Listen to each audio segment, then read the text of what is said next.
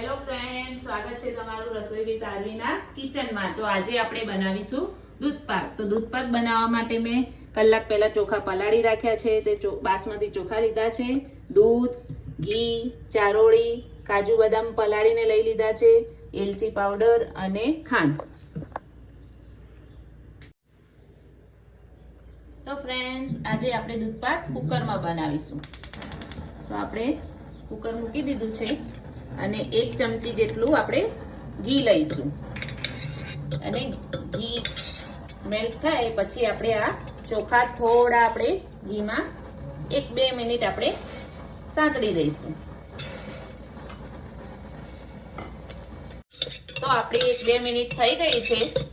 જો આપણા ચોખા ઘીમાં સાંતળી દીધા છે તો હવે આપણે આમાં દૂધ નાખી દઈશું।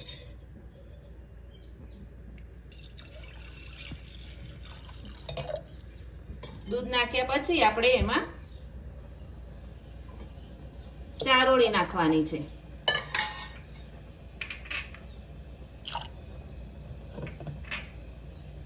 અને હવે આપણે કુકર બંધ કરી દઈશું। આપણે કુકરનું ઢાંકણું બંધ કરી દઈશું। તો ઢાંકણાના અંદર આપણે છે ને ઘી વાળું કરી લઈશું, જેથી કરીને આપણું કુકરમાં જે દૂધ મૂક્યું છે ને એ ઉભરાય નહીં, એના માટે થઈને આપણે રીંગમાં ને બધે ઘી લગાવી દીધું છે। તો હવે આપણે કુકર બંધ કરી દઈએ અને 2 થી 3 સીટી થવા દઈએ। આપણે જે દૂધપાક માટે ભાત મૂક્યા છે એ થઈ જાય ત્યાં સુધી આપણે કાજુ બદામની કતરણ કરી લઈએ। અને આ ખીર આપણે ભાદરવા મહિનામાં અચૂક બધાના ઘરે બનતી જ હોય છે, કારણ કે ભાદરવામાં શ્રાદ્ધ પક્ષમાં પિતૃઓ માટે આ ખીર બધાના ઘરે બને જ છે। તો તમે આ મારી રેસીપી જરૂરથી જોજો।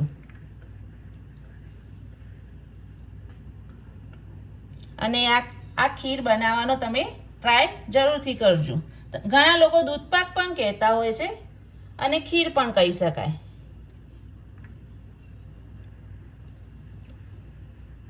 તો આપણા દૂધપાક માટેના ભાત રેડી થઈ ગયા છે,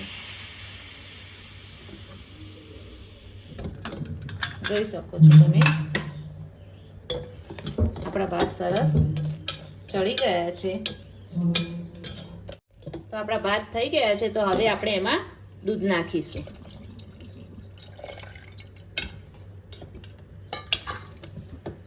અને દૂધ ઉકળે પછી આપણે થોડી વાર રહીને ખાંડ નાખીશું। એલચી પાવડર આપણે નાખી દીધો છે અને કાજુ બદામની કતરણ નાખીશું, જે મેં પલાળીને નાખ્યા છે। તમે મિક્સરમાં આને ક્રશ કરીને બી નાખી શકો છો। તો હવે આપણું દૂધ ઉકળવા થોડું લાગ્યું છે, તો હવે આપણે એમાં ખાંડ નાખી દઈશું અને હવે ખાંડ ઓગળે ત્યાં સુધી આપણે દૂધને ઉકાળીશું।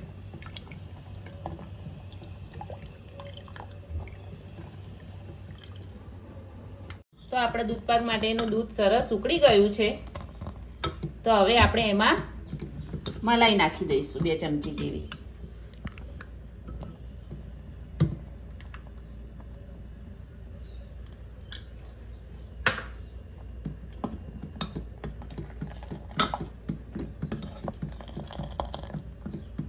તો આપણી દૂધપાક સરસ રેડી થઈ ગયો છે, તો હવે આપણે એને બાઉલમાં સર્વ કરી દઈએ।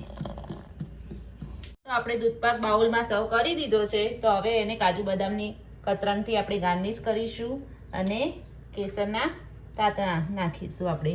તો તમને જો મારી આ રેસીપી પસંદ આવી હોય તો કોમેન્ટમાં જરૂરથી જણાવજો અને લાઈક, શેર અને સબસ્ક્રાઈબ કરવાનું ભૂલતા નહીં।